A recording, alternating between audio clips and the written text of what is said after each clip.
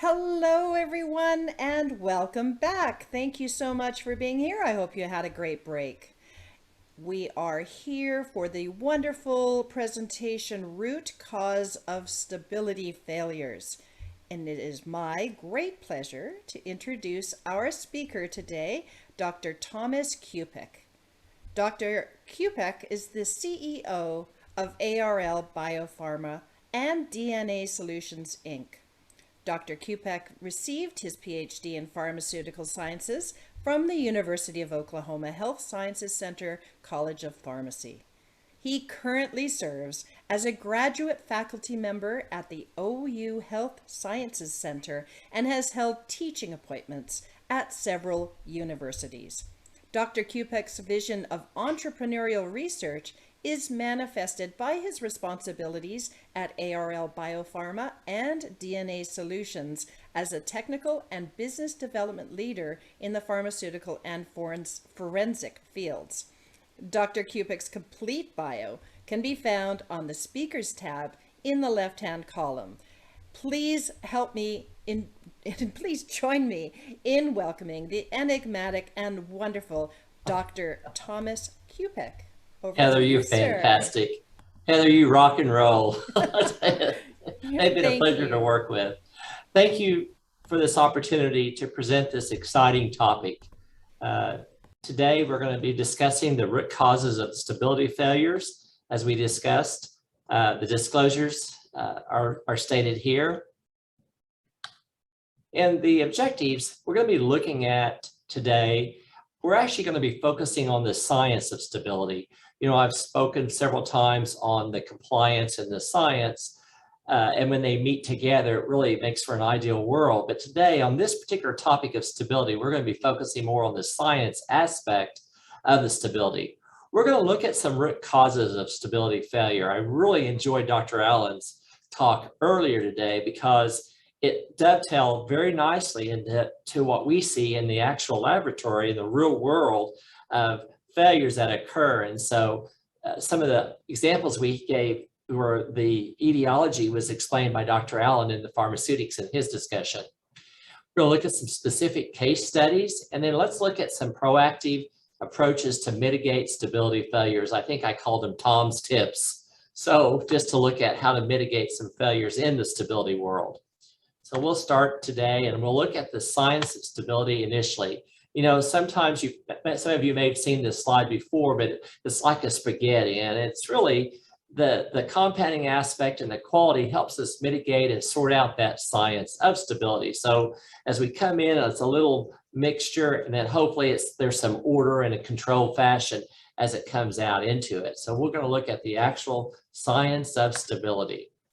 I thought we'd start out with one of the best definitions that I think is in the USP. The definition of 1191 in USP chapter 1191, the definition of stability is the extent to which that product or preparation retains within its specified limits and throughout its period of storage and use the same properties and characteristics that it possessed at the time of compounding. So ultimately, you want the same product to exist both chemically and physically and microbiologically at the end when it's being distributed to that patient throughout its time at which it's storage. And so that's essentially what we're saying is stability. Now 795 has a different definition. It's saying the date after which a compounded preparation should not be used. So it's really telling you, it's giving you a date of a practical perspective. It determines the date from which the preparation is compounded. Some actual types of stability, and we see this from USP 1191, is the actual physical, chemical, toxicological, therapeutic, and microbiological. And you know, we often look at the top three, that chemical, physical, and microbiological, but we really ignore the toxicological and therapeutic. But those areas of stability are evaluated, especially as the drug is taken through the FDA process as you're going through the individual studies in the dosage form. So let's look at each of those properties. Chemical properties, what does that actually mean? It's saying that that active ingredient, that active pharmaceutical ingredient, that API, is retaining its chemical integrity and labeled concentration or potency within its specified limits. And often, as Dr. Allen has mentioned in his earlier talk, and as we know from monograph, it's many times it's plus or minus 10%, maybe between 90 and 110% of expected claim or at the initial concentration. But that doesn't necessarily mean it will be. So it's important to look at the criteria that you're labeling it. And some people have the criteria of 95 to 105. I've even seen it much higher where it's a larger than plus or minus 10% variance. Another area of stability that sometimes we ignore is the physical properties, as we talk about the physical properties, including the appearance, the palatability, the uniformity or homogeneity, the dissolution. There's a lot of interest of dissolution now with the testosterone pellets, and those are being utilized across the country today, as we see. And so dissolution is becoming very important, looking at that rate of release of drug over time. Suspendability is that original condition at which it's being dispensed maintained throughout its period of beyond use dating, shelf life, or stability as we're discussing it. And of course, the microbiological properties, the sterility or the resistance to microbial growth is actually retained according to its specific requirements. I think we think of, okay, is it sterility, but the importance of the antimicrobial agents or preservative effectiveness is an extremely important attribute to looking at microbiological properties. The last two I wanted to talk about is the therapeutic. You know, that's determined by when you give that drug, is it being effectively maintaining its therapeutic effect throughout the period at which it's being used. And that is determined clinically. And then toxicologically, no significant increases in toxicities occur. And now a lot of that toxicological issues are based upon the degradation profile or the degradants that occur over time, and does it create a toxicological byproduct or degradant. Okay, so let's look at different drugs may actually require a different test method. And it's very interesting because used to we looked mostly at small molecules, many of the molecules, but today, as we know from the COVID vaccines, the messenger RNA or the Moderna and Pfizer and other COVID vaccines, they're not always a small molecule. The process, the dosage unit could be a biologic, it could be a protein, it could be a peptide. And so it's very important to look at the drug itself to determine the methodology that's being utilized to do the method. So when you're looking at it, there's really no universal methods to say absolutely HPLC is the method. One might want to, it usually is, as I talk about here, is the most common, but many molecules are small molecules that we just discussed. But look at the theory, look at the background of that molecule, look at the literature, and what detector should you be using? Should you use a refractive index or the ultraviolet, fixed wavelength, diode array? I mean, there's many different ways of looking at the instrumentation for the base, but you want to look at the molecule or the drug that you're testing in order to determine the method. And as I talked about here, we're seeing more and more large molecules, proteins, peptides. Do they work? Look at are we measuring activity? Are we measuring concentration? Are we measuring the potency? What are we actually measuring when we're doing a stability indicating method? So it's really important. I wanted to throw several of the definitions up from the different regulatory bodies. And we know the FDA guidance from the industry, analytical procedures and method validations. It says degradation, information obtained from stress studies, examples, the acid and base hydrolysis, thermal, light or the photolysis, or even the oxidation for the drug substance and for the active ingredient, and the drug product should be provided. So the FDA gives some clear guidance, what they want to see in that stability study, how they want it degraded. And this is throughout all of the guidance documents, both from ICH, FDA, and USP. Here's another one that's talking about the stress should help to determine that it's intrinsic stability. ultimately you're trying to see and identify likely degradation products that might occur in a real life situation. So you're validating that stability indicating power of the analytical procedure by stressing that product, by stressing that chemical entity, either acid, base, heat, peroxide, or UV, to obtain a degradant.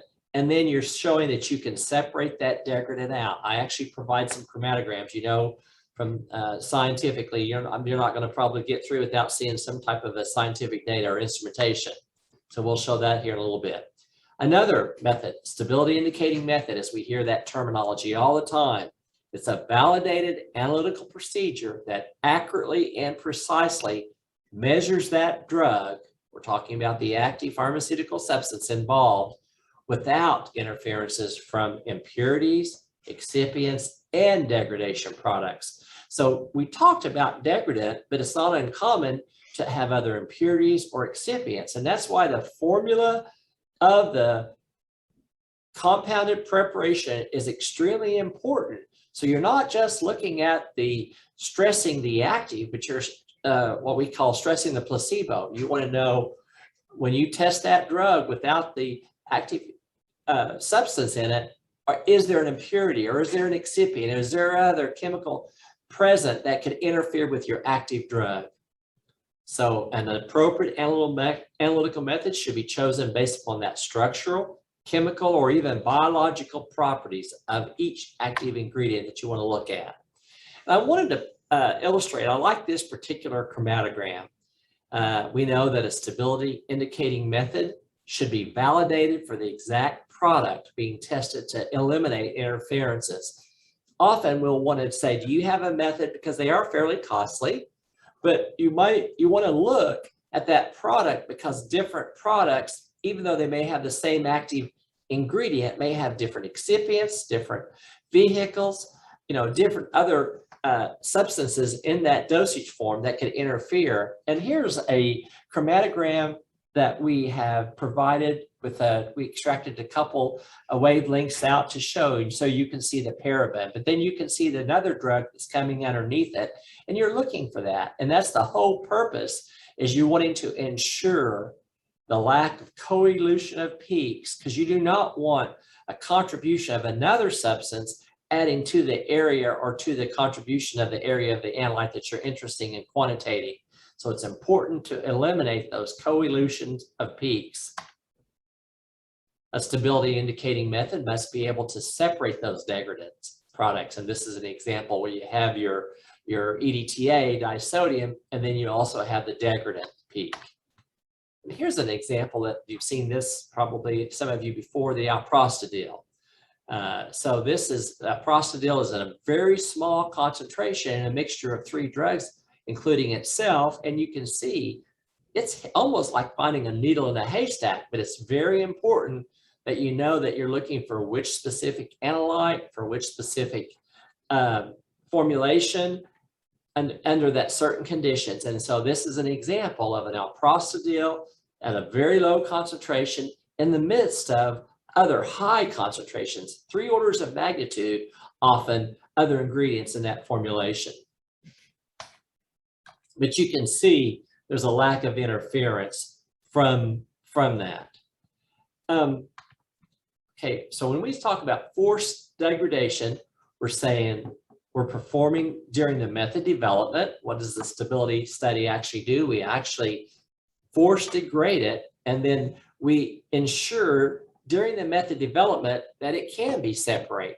So the whole purpose is to create degradants of those drugs and the excipients. And so that's what we want to make sure we don't just focus on that active substance, but we also are looking at the excipients in that formulation. And then you're going to develop a method that separates all those degradants and excipients out from the actual drug of interest. And here's another example where you take that compound and it was fine. It was stable under heat and humidity. But here the same compound, when it's stressed under light, UV, you can see it falls to pieces. So based upon the chemical structure or the attributes of that particular chemical entity, it will degrade based upon its the mechanism for its degradation pathway. So here you see a compound that's actually degraded based upon the UV light. And you can hear, we just sort of circled for you multiple, I wanted to show you multiple degradants just on light. Here's another one that we talk about related impurities. This is phenylephrine and the source we took this from, but basically during the synthesis, you find a lot of related impurities. So when you're looking in the USP monographs, it might talk about a related substance, compound A, or related substance, compound B. It's important that you can separate out the related impurities that are often found during the manufacturing process from your active pharmaceutical substance ingredient. And this, many of you have seen these diagrams. These were generated by the laboratory over 20 years ago, and it's often been used in FDA documents, USP documents, and others. But that shows the figure 1, an diagram of a non-stability indicating method that evaluates just potency. And then the sample is degraded. You can see it on the right side on figure 2, the lower left. That's where you're trying to create a stability indicating method by altering that method, but they haven't quite gotten there yet. That method is not a suitable stability indicating method. But once you tweak that method and optimize those conditions in the mobile phase in the column and all the other parameters, you can see you can adequately separate the analyte from the degradant, and the lower right picture of the chromatogram, allowing you to accurately and precisely measure your analyte of interest. So what are some of the parameters that we actually look at in that method when we're actually doing a stability study? We look at that system suitability in that. That system suitability is used for any even potency or concentration. That's set up by USP. You have to show that you have proper resolution, meaning separation from other substances, tailing that those peaks. They need to be nice and sharp. You don't want a long tail on your chromatogram. That's not appropriate. The relative standard deviation, if you inject that sample 6 times, you need to meet within a certain criteria of repeated measure. And then the efficiency of the column. The column itself, the column efficiency can be calculated, and it has a certain criteria. So all these parameters are common. Not only are they used in the method of a stability study, but that system suitability should be used in all your testing for HPLC methods analysis. We look at linearity. How is it linear across the concentration range? Is it precise and is it accurate? And remember, precision is repeated measure. If you shoot a concentration over multiple times, are you going to get that Kleist type precision? Remember, that's different than accuracy. Accuracy is how close are you coming to the true value, the real value. So you might have something that's precise and it may be not accurate. You can also have something that's accurate that is not precise. If you imagine that to be a case if you're shooting a gun in target practicing and you shoot upper left, upper right, lower left, and those are all the same distance from the dead center. If you average that out, you may say you're accurate, but you have a wide standard of deviation or wide variance. So it's really important to understand data and well, even statistics, and what are you measuring, and it needs to be accurate, it needs to be precise, it needs to be linear. Rugged and robustness are another 2 variables that we look at from parameter. When we say rugged, it's consistent results between multiple chemists or instruments. And robust, when you might make change to the mobile phase, you might make a change to something else. With those slight changes in accordance with allowable changes according to USP, is it robust? Does it change the method? Excuse me. We also look at the sensitivity or the limit of detection and or the limits of quantitation, which are different. You want to be able to quantitate accurately, appropriately at that level. Specificity, I highlighted that in bold, and we did that specifically because that's what it's all about. That stability indicating method needs to be specific for your active pharmaceutical ingredient and your substance, and you're exposing it to acid, base, heat, peroxide, and UV Through one of those mechanisms, you're going to obtain a degradation pathway, and then you're going to show the separation. And even I wanted to bring a freeze thaw. If your method, if you're asking it to be freeze and thaw, we know protein, peptide, and other ingredients can decompose and cause problems if it's freezing and then thawing. So I wanted to include that parameter as well. Those are the parameters for it. So that's what we actually do when we do a stability. But let's look at some of the root causes that actually cause the problems within a stability study. You need to look at the drug itself and its degradation mechanisms. As you look in the literature, it's interesting that many times the information is already there in the literature, so it's important. I encourage you as a pharmacist or a pharmacy technician or an individual in the healthcare field to look at the drug and look at the literature. What does it say about its degradation processes if you're trying to determine a beyond use date or dosage form or container closure? Look at that dosage form and all of its components within that dosage form. Later on today, I'm going to talk about in my talk, discuss how the excipients can affect the dosage, and the dosage form can affect the degradation process. The potential for microbial proliferation. We'll give some examples of that and some case studies. And the container, very important as you look at that particular container, because we see a lot of failures in the stability study based upon the container at which it's being placed in the dosage form. So that container is very important. So that container closure integrity is important, and also extractable and leachables, which I'll speak about here shortly. And then the expected storage conditions. Should you store it in room temperature? Should you store it in freezing conditions? Should you store it in refrigerated conditions? And also, what is the intended duration of therapy? Is it going to be an IV? You make it, you compound it at the bedside at a hospital or others, and then you administer it quickly. All those are potential root causes of stability failure. So you really want to consider and think about those issues when you're looking at stability. So let's look at some more, let's drill down and look at it a little bit more granular. Some of the factors that affect those compounded product stability. When we're talking about the formulation and dosage form, you want to look at the drug itself. You want to look at the concentrations. There may be some instances where the drugs at a lower concentration is stable, but when you create a high concentration of it, it will come out of solution. There's a lot of variables.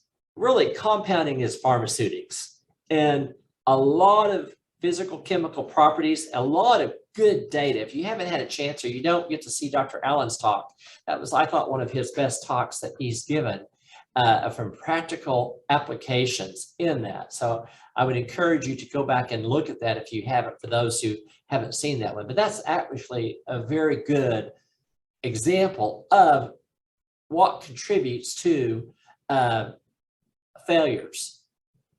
Let's also not just looking at the drug or the active, but as we talked about earlier, the excipients or the vehicle. We know in oxytocin, when you have lactated ringers versus not, there's a difference in the stability, and that's been well known and shown over the years. Container closure, very important. As you see on the lower right side, the picture of the IV bags, many times there's been some issues there, and we know that over time in the literature. And then the storage conditions. We've had situations when they've hung an IV bag in the window at the hospital, and the product was, the sun was coming through, and we know that the UV, it was degrading. And then that was the source. So it's like, it's really important to consider the container closure, those storage conditions, and then those excipients, vehicles, concentration of the drug itself. What are some other factors affecting stability? Let's look at particularly within the drug dosage form itself, the particle size. Are you getting emulsions? Are you having some suspensions? And I wanted to show you some examples of some problems in the lab that we've seen here on the right. And the actually picture, you can see some separation occurring.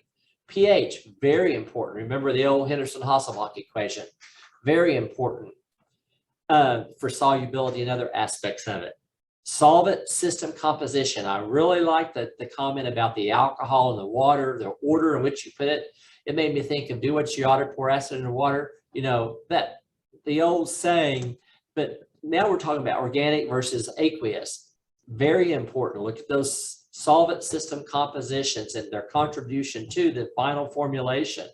Again, going back to your original pharmaceutics class, compatibility of anions and cations, that can contribute to an issue in the stability aspect from a chemically.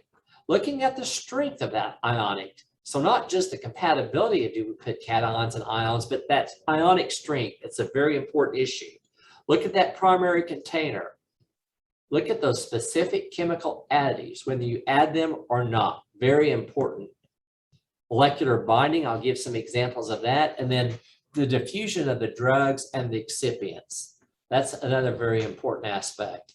So I think there's several variables that we want to look at in stability that when we stop and think, it's just, we think sometimes, okay, I've compounded it correctly, I've made it right, I've followed the formulation and the master record to the T, but where is the problem? Well, the problem may be something going on pharmaceutically in pharmaceutics, you know, in the actual formulation.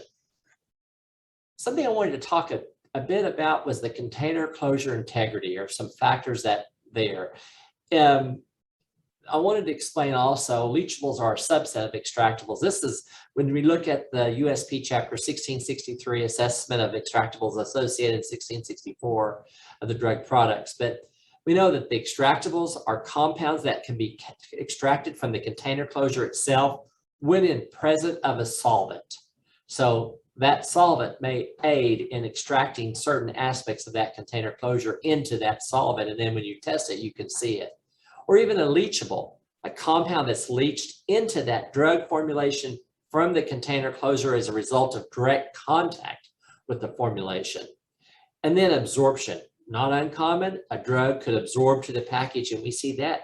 And we see that sometimes in syringes where it absorbs to the rubber stopper, or to the head of the syringe, or to the top of the vial that it's stored in of a parenteral. So all of these variables are very important. And a lot of that information can obtain from the manufacturer where you're buying your container closure, or you can conduct your own container closure study of integrity. And I can tell you that the agency, the FDA, is definitely looking more at that. And we see that over the last decade, that the container closure integrity has been evaluated at a closer level, especially for your 503Bs, which are closer to the GMP-like. What are some other storage conditions that are affecting stability? As we just talked about temperature, what about temperature excursions? We know that was very important recently in the last couple of years when we looked at the shipping out of the COVID vaccines. It was important that they maintain temperature of impact, and we know that it was extremely important to maintain the stability of that. Light, as we talked about earlier, in a hospital setting or a UV, the humidity can affect it, oxygen, even carbon dioxide or other packaging components could affect that stability of that particular substance. I wanted to give some examples of an excipient that we had on an active drug. And so this, we ran a drug, and then it was a patent issue. And then it was very interesting because they were wanting to change the excipient, and they thought, oh, it's not going to make any difference. Well, here you can see starting about 12th week, I mean, you're okay. But then when you started changing that excipient, you saw the degradant starting to go up. So we plotted the concentration change of the increase of the degradant versus the week, and you can see out to week 40, you're getting an increase in degradant. Even though it's below a 0.1%, you're getting it. And this was an important issue, especially in this particular patent case. So I wanted to bring that up.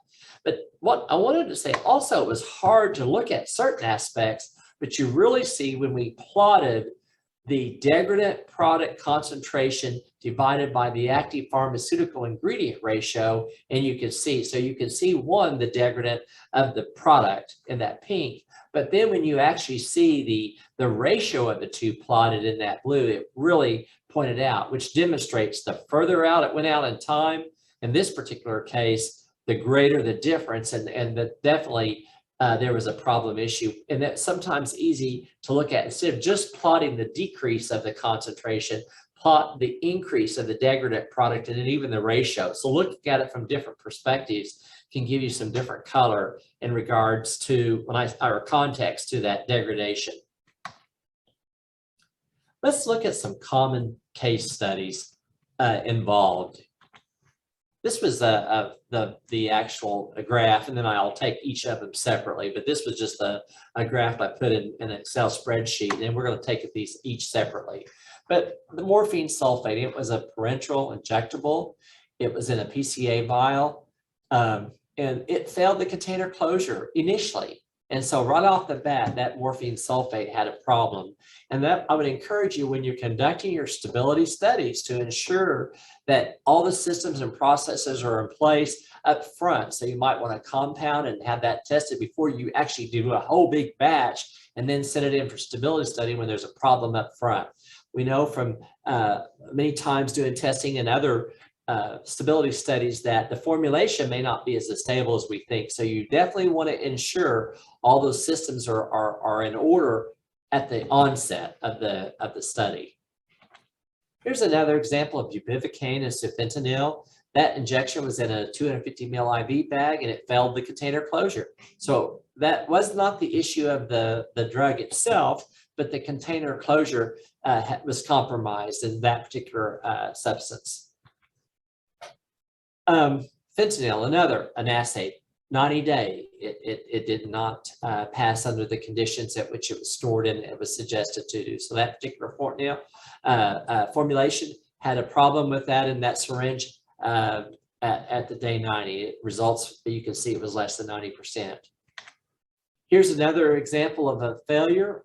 We had a particulate matter failure, actually. I think this was on that dexamethasone phosphate and moxifloxacin. It was the ophthalmic injection. It was a 2 ml vial, and the failing aspect was 10 micron particles were higher. The number of those 10 micron particles were higher than the limit allowed. And this occurred at the 3-month.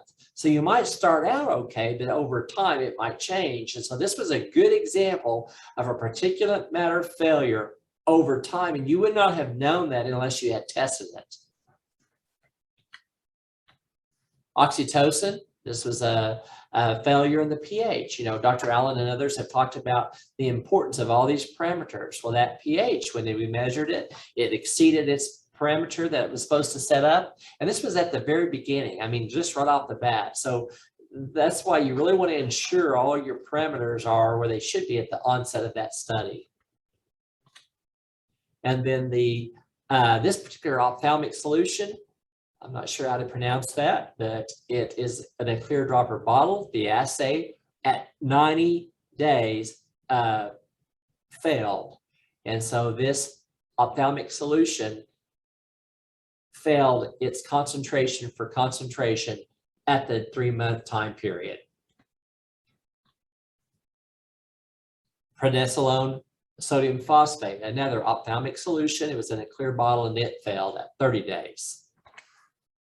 Here's some erboxetolone, 30 milligrams oral suspensions. This was an interesting one too, and it failed the antimicrobial effectiveness. It does not conform in that both at 0 and 30. So it's telling you it was compounded using 300 milligrams of the Sanofi tablets and an oral blend from Perrigo. It failed the antimicrobial effectiveness test, both at time 0 and T30, and that test was performed according to USP 51, both for the room temperature and refrigerated storage conditions, which indicated insufficient preservation initially. So we know that this oral suspension pH was around 4.4 to 4.5 during the stability study period. So when we started looking at it, the assay, it exceeded specific limits, the specified limit of the label claim or the label content at 60, at the time 60 for the room temperature storage, and also T14 for the refrigerated storage. Looks like it failed also at the 2 weeks. The average assay was around 115, which could be due to either water loss, sampling error, precipitation, or even lack of the homogeneity. And so I think as you're looking at that, especially in these suspensions, it presents a problem.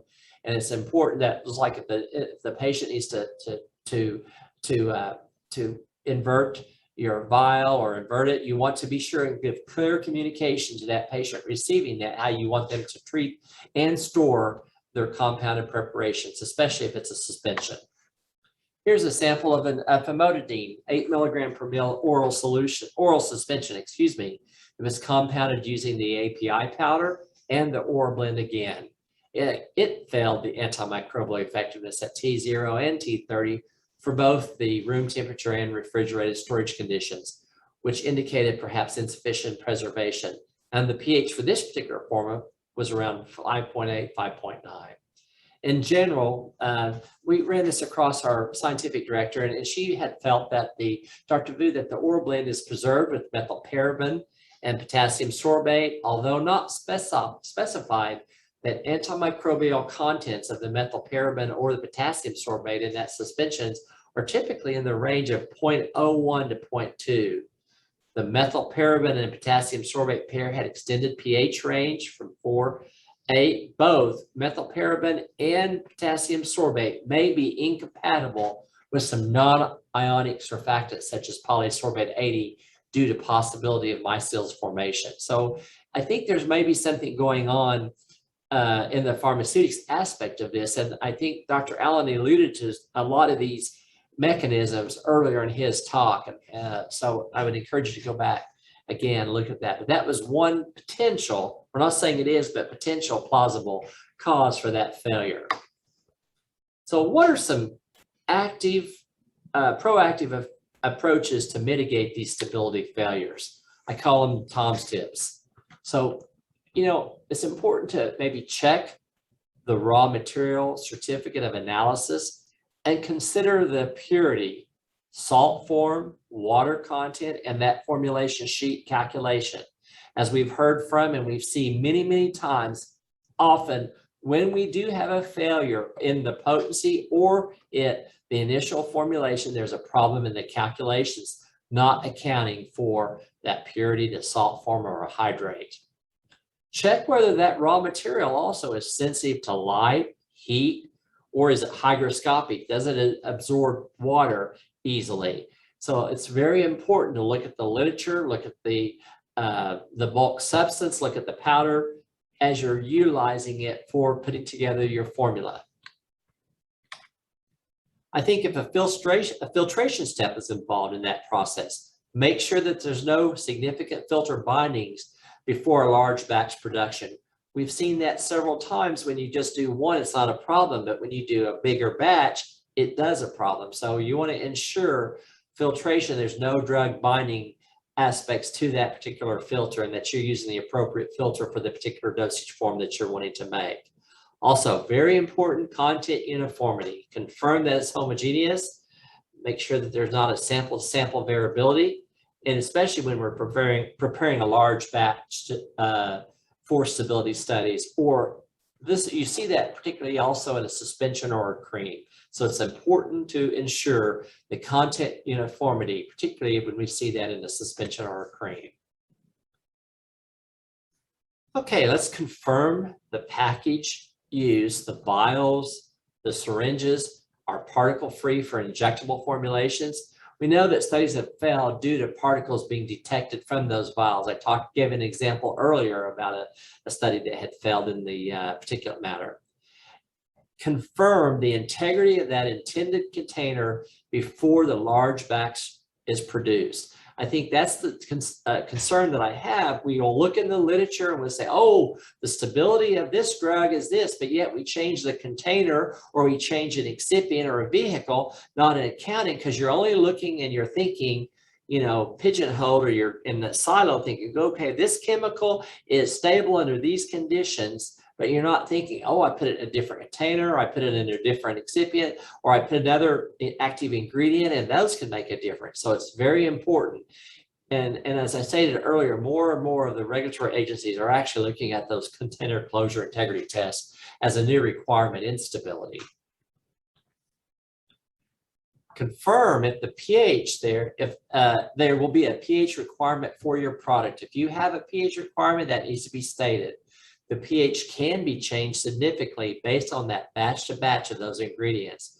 For a couple examples, we saw many ingredients are hydrochloride salts, but with potential variable hydrochloride content.